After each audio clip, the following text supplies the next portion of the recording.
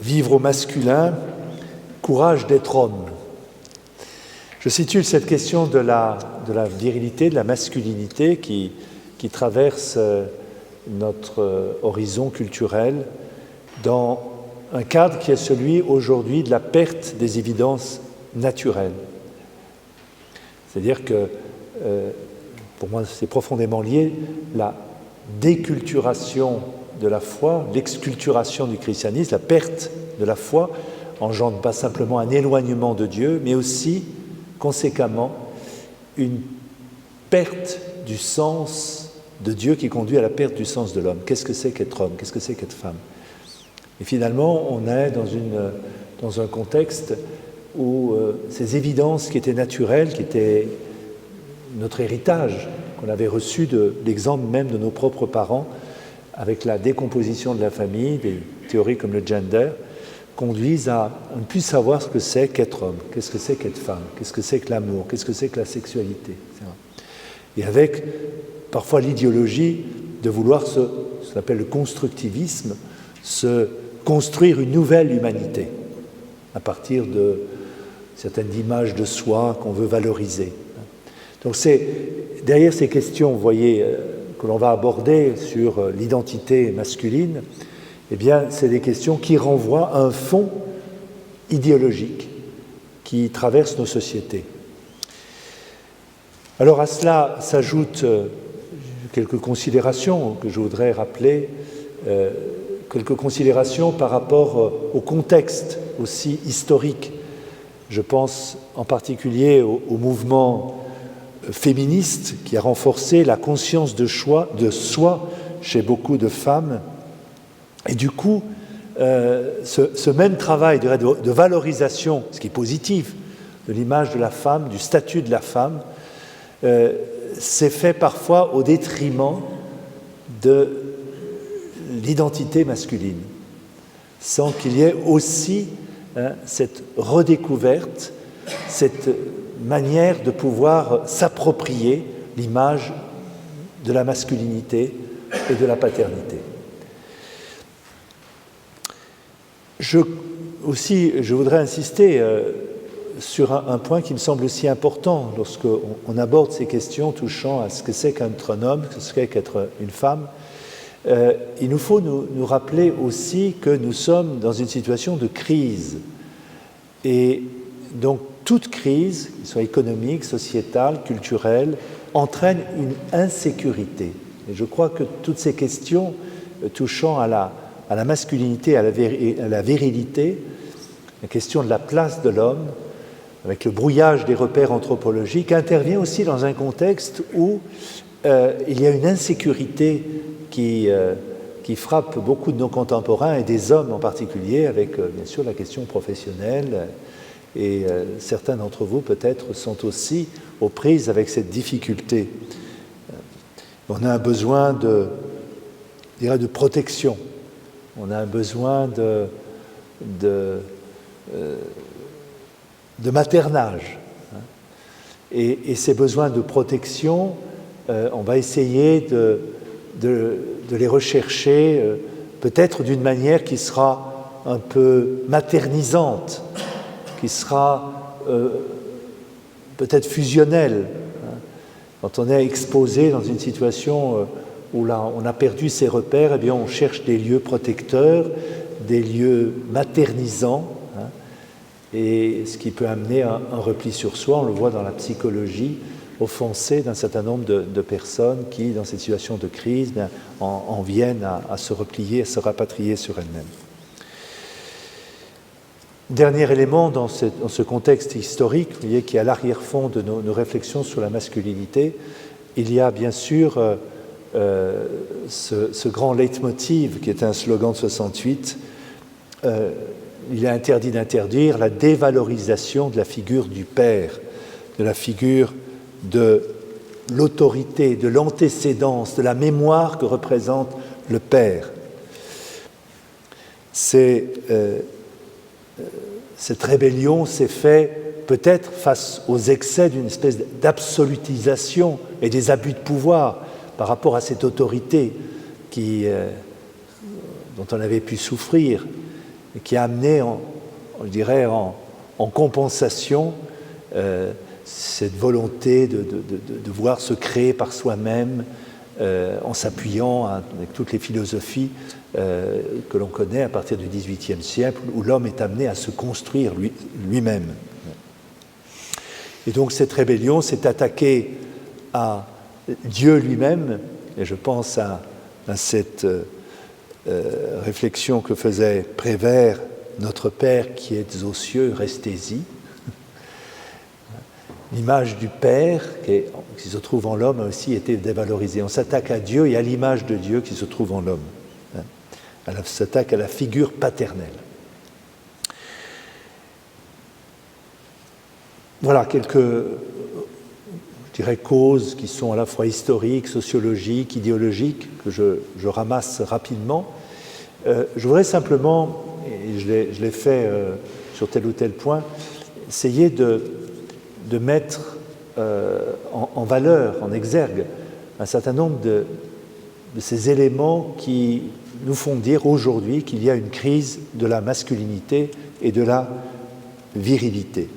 Quels sont les symptômes d'une société qu'on dit sans père? Il y a ce mot qui est bien connu, une société sans père est une société sans repère. Parce qu'à la figure du père est attachée, je viens d'en parler à propos de 68, la figure d'autorité, la notion de discipline, la notion de droit, de structuration, par rapport à ce que la mère peut représenter d'attache. J'évoquais ce caractère fusionnel, cet enfant qui jaillit des entrailles de la mère, de ce sein protecteur, et le rôle du père, nous le savons, tous les psychologues le disent, c'est de permettre à cet enfant, en sortant de ce giron de la mère, de pouvoir vivre une vraie socialisation à la rencontre du monde. Et le père est amené à rappeler cette traversée de l'univers où l'on est dans le sein cotonneux des entrailles de la mère pour pouvoir advenir à son humanité. Il faut accepter de vivre une rupture, il faut accepter de vivre un dépassement de cette relation fusionnelle pour entrer en contact avec le monde. Et donc une société où la figure du père est dévaluée, déconsidérée, eh bien, cette société-là va valoriser, on le trouve aujourd'hui dans la société contemporaine, développer des images ou des structures maternisantes. On attendra de l'État qui nous protège, qui nous sécurise, et non pas qui nous tire en avant. Ce sera une société, une culture où l'on a peur du risque. Cette société sans père conduit ce qu'on appelle au softie, bisounours, connaissons tous cela. On a besoin d'être câliné. La câlinothérapie, c'est une thérapie qui a un grand succès aujourd'hui pour nous cajoler, nous consoler dans une démasculinisation profonde. L'homme mou n'est plus créatif. Il n'est pas seulement un partenaire sans vigueur pour la femme, mais il est socialement frappé de stérilité. De lui n'émane aucune énergie, nulle vitalité, nulle innovation. Je cite un sociologue qui a beaucoup étudié la question de la masculinité, qui s'appelle Walter Holstein. Donc prévaut à ce moment une spiritualité, un état d'esprit, du lâcher-prise, une spiritualité doucereuse, consolante, qui s'écarte de l'ascèse, de la discipline, de la mortification, du combat. Voilà, je dirais, ce sont quelques symptômes que j'énumère rapidement d'une société qui a perdu ses repères masculins, une société sans père. Et cette société sans père fait que de ce fait, en particulier dans les nouvelles générations qui n'ont pas eu le père qu'ils méritaient ou qu'ils attendaient, eh bien, on en vient à une crise permanente d'identité. Ces nouvelles générations, ces jeunes qui se laissent porter, entretenir par la société sans pouvoir contribuer à la transformer dans un esprit pionnier, novateur, qui refusent l'engagement, se détournent des exigences, et donc qui ne sont pas des figures énergétiques. Ils développent une morale du faible, du lâche. Marcel Ruffo, qui est un pédopsychiatre, soulignait bien cette différence qui, à mon avis, est structurante dans une société entre ce qu'il appelle, ce qu'il définit comme la mère qui est de l'ordre de la spatialité, la mère qui signifie la contenance, la continuité, l'abri, la chaleur, la proximité. On en a besoin. Et l'enfant a besoin de ce terreau protecteur. La mère enveloppe, elle sécurise. Et puis le père, souligne-t-il, qui est de l'ordre de la temporalité. La mère, c'est la spatialité. Le père est de l'ordre de la temporalité. Et Marcel Ruffo met en valeur le fait que l'homme marque la distance, l'antécédence, la durée. Je trouvais intéressant cette distinction. Et il prend une comparaison. La mère, c'est les murs de la maison. Elle permet à l'enfant de se construire, de se meubler psychiquement. Le père, c'est le grillage du jardin qui protège la mère et l'enfant, qui permet aussi de sortir de la maison, qui prépare l'enfant à entrer dans le monde. Alors le but de ce week-end, et je remercie encore une fois chaleureusement, mais vigoureusement, puisqu'on est un week-end d'hommes, virilement, Clément et Étienne d'avoir donné le meilleur d'eux-mêmes sur la base de l'expérience de l'an passé, d'avoir organisé ce week-end, c'est de redécouvrir sur le fond de ces problématiques que je viens de dessiner, c'est de redécouvrir l'âme masculine. Il y a aux États-Unis toute une littérature qui s'est beaucoup développée, mais aussi qui, à mon avis, va se développer de plus en plus dans ces sociétés où la question des évidences naturelles ne va pas de soi. Il y a toute une littérature aux États-Unis à partir d'un livre que beaucoup d'entre vous connaissent, c'est Indomptable de Eldredge, mais aussi j'ai dans ma bibliothèque une quinzaine d'ouvrages qui traitent des questions de l'identité masculine, de ce que c'est que l'âme masculine, des problématiques nouvelles dans lesquelles nous nous trouvons et qui nous invitent à réinvestir, à réassumer, à rechercher, à retrouver chacun d'entre nous. C'est un travail sur soi, mais au contact des autres, à retrouver ce que c'est qu'être un homme, ce que c'est qu'être un père. Et donc l'objectif de ce week-end, c'est redécouvrir l'âme masculine et aussi, parce que la plupart d'entre vous sont pères, redécouvrir la paternité. Entre nous, partager nos peurs par rapport à nous-mêmes. Peut-être il y a des choses qui peuvent être mises à jour, clarifiées, verbalisées.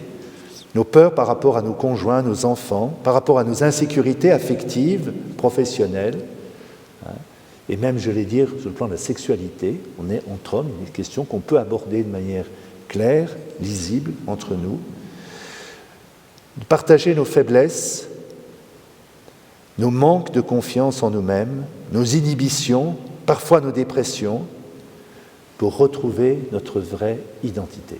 Et je crois que ça ne peut pas passer, cette retrouvaille, uniquement par, je dirais, le vis-à-vis, uniquement avec un psychologue. C'est aussi l'occasion d'être confronté, d'être affronté à des défis que l'on va vivre ensemble et à des dialogues que l'on va vivre virilement entre nous autour d'un certain nombre de sujets qui ne sont pas facilement abordables dans la vie courante. Pour retrouver des modèles de paternité, des figures de paternité. Jung nous apprend que dans les couches les plus profondes de notre inconscient sommeillent des figures archétypes originelles, des figures de père, de mère, de pèlerin, de chef, etc.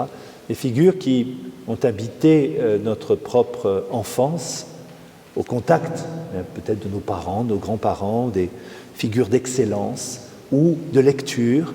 Moi, je me rappelle très précisément, j'étais tout gamin, j'étais passionné par des pionniers qui découvraient des terres lointaines et je me mettais à rêvasser, je me rappelle dans mon lit, à cette époque il n'y avait pas la télévision, quand j'étais très jeune, à rêvasser, de mettre dans la peau, tiens j'aimerais bien avoir un chef pareil, j'aimerais bien partir avec une bande d'amis, puis on irait conquérir tel ou tel lieu, telle ou telle île lointaine. Donc on a ces figures qui sommeillent en nous. Dans un contexte de perte des référents masculins, eh bien on va pouvoir trouver, c'est un exercice que je vous invite à faire par une lecture cursive de l'Écriture, on peut retrouver dans la Bible des figures emblématiques. Ce ne sont pas des êtres parfaits, ils ont leur part d'ombre. Ils ont été soumis aux conflits, aux périls, aux échecs, mais le rappel de ces images prototypiques, nous met en mouvement. Il nous aide à redécouvrir et à réassumer notre propre identité. En quelque sorte, conquérir ou reconquérir notre identité à partir de ces figures qui l'expriment dans un certain contexte et qui sont pour nous inspirantes, stimulantes. J'aime beaucoup ce que disait un auteur. Il disait « Dieu a fait l'homme le moins possible ». En quelque sorte, en lui laissant la possibilité de se construire lui-même, bien sûr avec sa grâce. Mais tout là est tout notre exercice. Advenir à ce que l'on est. S'achever. S'achever. Et c'est là tout. C'est l'histoire de la création et puis l'histoire de la rédemption qui est en jeu derrière ce mot « achever ». Vous savez que le mot en hébreu comme en français a une double signification. Achever, ça veut dire terminer. Un travail est achevé, c'est terminé. Et en même temps, achever, c'est le sens d'accomplissement. Une œuvre est achevée quand elle a atteint un certain épanouissement, une certaine perfection. Voilà. Et donc, notre exercice, c'est, je dirais, de continuer ce que Dieu a entrepris, nous laissant à un certain moment la responsabilité d'achever ce qu'il a en nous semé. Alors, on m'a demandé, et je le fais volontiers, de parcourir ce chemin d'achèvement qui nous est proposé à partir du livre de John Eldredge. Je vais faire un test. Combien ont lu L'Indomptable ? Oui. Le tiers. En gros, le tiers. Bon, je vous invite à le faire. Qui propose 3 chemins, 3 aspirations de tout homme. Et dans ce propos liminaire qui est le mien, je voudrais rapidement m'y arrêter. En quelque sorte, Eldredge, qui est un pasteur américain, qui a écrit ce livre, L'Indomptable, et qui a donné le point de départ de toutes ces réflexions sur la masculinité, souligne 3 perspectives qui caractérisent le masculin. L'homme, d'abord, est épris d'aventure.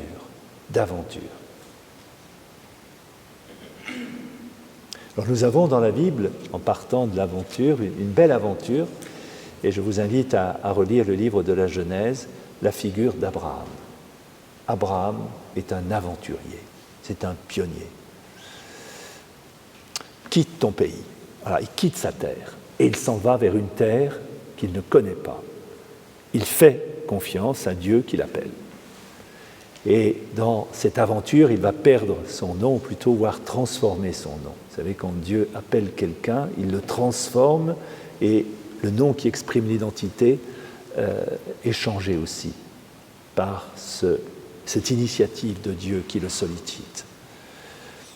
Abram devient Abraham. Quitte ton pays, quitte ta parenté, quitte la maison de ton père. Eh bien, ce mot « quitte », on le retrouvera dès la création.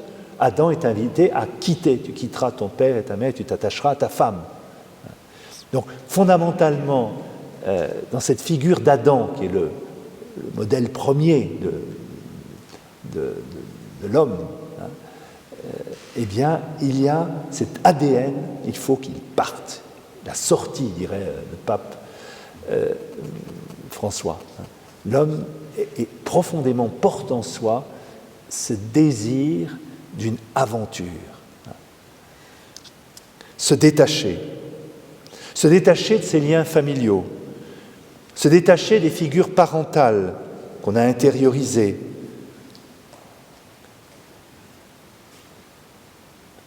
qu'on risque parfois de singer, on veut faire le père, on vit en quelque sorte avec l'image du père.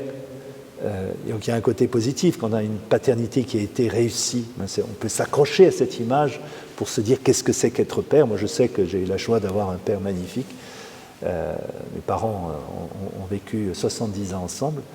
Et mon père était une figure magnifique et je sais souvent pour mes frères et sœurs et pour mes neveux et nièces, mes petits-neveux et petites-nièces qui l'ont connu, ça reste le patriarche.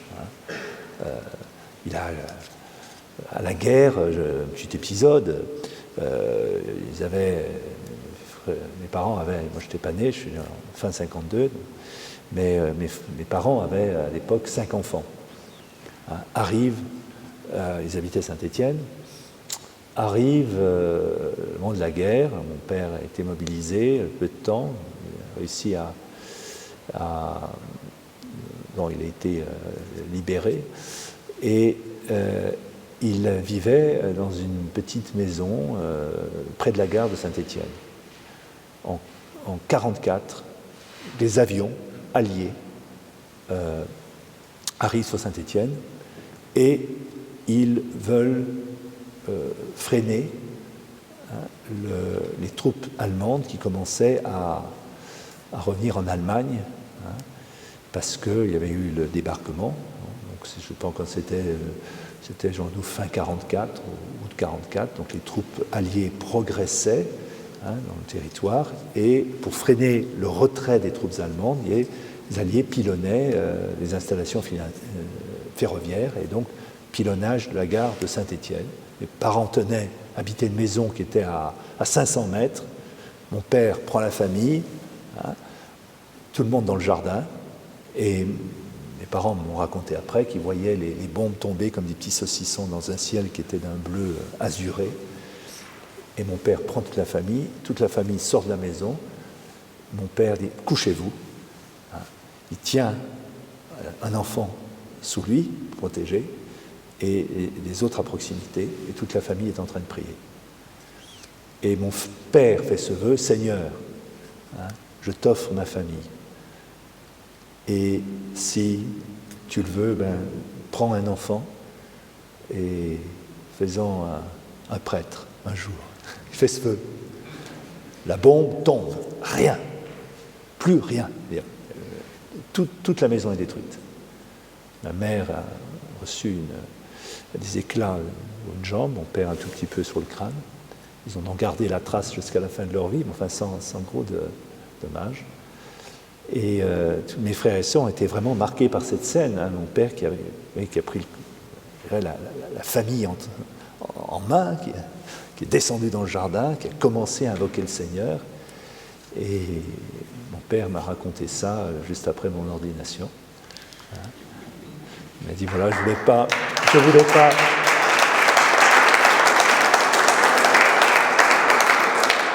Il ne voulait pas peser sur ma liberté, par rapport, on dit bah oui, c'était écrit. Non, il n'a rien dit.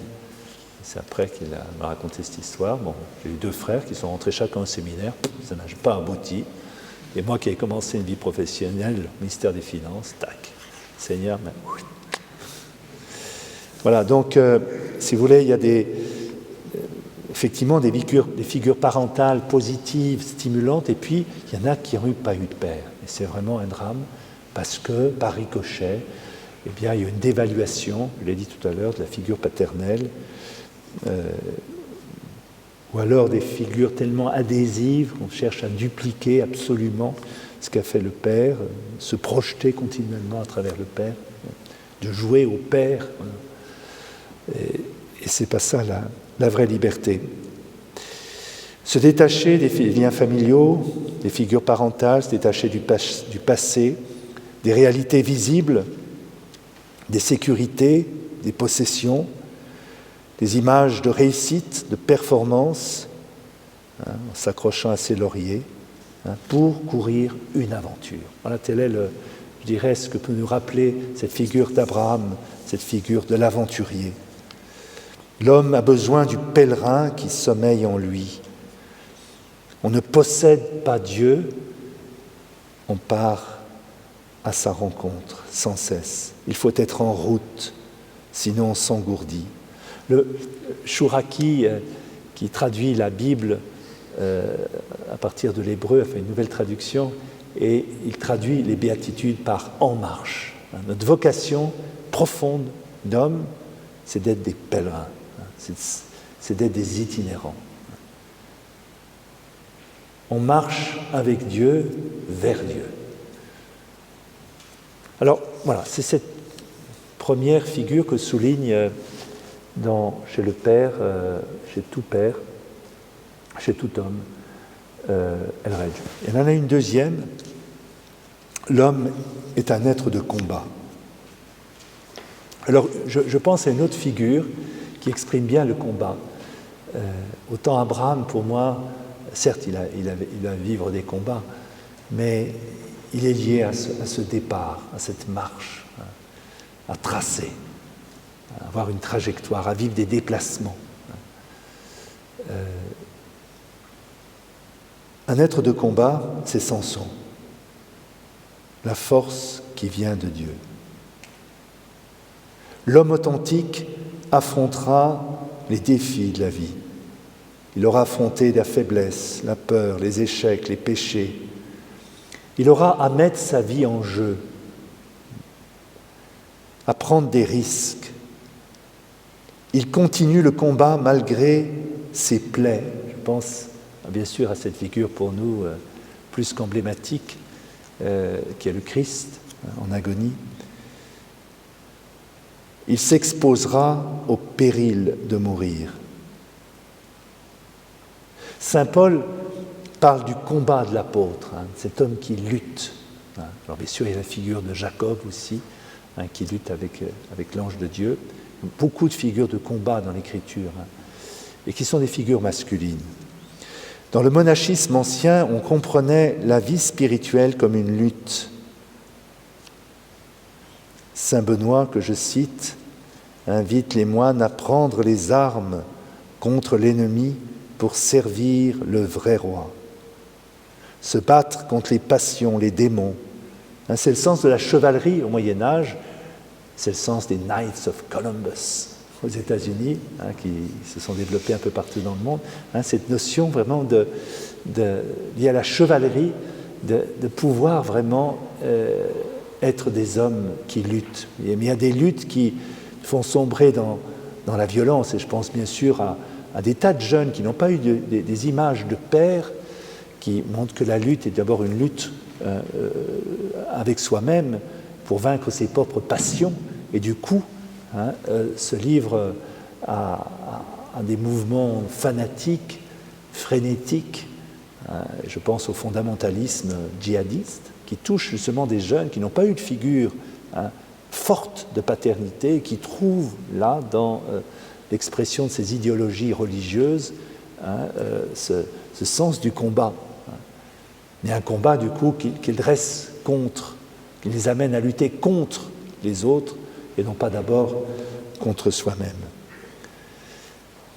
Le combat que l'on trouve aussi dans les exercices de Saint Ignace, où le retraitant est amené à cette lutte intérieure dans son cœur entre les mauvais esprits, les mauvaises passions, et puis le bon esprit qui nous veut du bien, qui nous conduit vers le bien.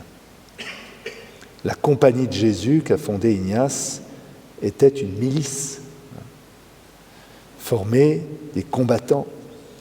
Et cet esprit de force, eh bien, c'est précisément le contraire de ce qu'on appellerait la violence ou l'agression. Persévérer contre le mal, c'est utiliser les armes spirituelles, résister, protéger, se montrer libre, ruser, comme nous y invitera Jésus dans les évangiles. Troisième et dernière figure que je souligne à la suite de Elredge, donc il parle de l'aventurier, du combattant, mais attaché à l'âme masculine, il y a la conquête de la belle. Cette belle, entre guillemets, peut-être bien sûr la femme, mais une cause, un idéal, l'Église. À l'origine, et là je prends la figure d'Adam, qui est pour moi aussi une figure prototypique, à l'origine, Adam n'est pas l'époux, mais l'être humain par excellence. Vous savez qu'il y a 2 récits dans la Genèse. Petite histoire, c'est un enfant qui interroge sa mère, qui est une femme très pieuse. « Maman, d'où viennent les premiers parents ?» Alors, les premiers parents, ben oui, effectivement, nous sommes tes parents, maman, en parlant de son mari, voilà, on est tes parents, mais nous-mêmes, on a eu des parents, et puis etc. Et puis ça remonte à Adam et Ève. Et Adam et Ève ont été créés par Dieu. Bon, l'enfant est très content. Il va voir le papa. Papa, d'où viennent les premiers parents ? Ah ben c'est très simple. Tu vois, bon, ta mère, nous sommes tes parents, mais nous-mêmes, on a eu des parents, puis, etc. Puis on remonte aux premiers humains, mais qui eux-mêmes étaient le fruit d'une évolution. C'était des animaux qui se sont transformés, puis qui ont donné l'apparition à la race humaine, tu vois. Il y a eu comme ça une évolution. Tu vois, toutes choses évoluent. L'enfant est très déstabilisé. Alors il va revoir sa maman, je ne comprends pas. Toi, tu me dis que les premiers parents venaient de Dieu, et puis papa, il dit que les premiers parents viennent des animaux. La mère le regarde attentivement, réfléchit. Ah ben c'est très simple. Ton père parlait de sa famille et moi de la mienne. Donc à l'origine,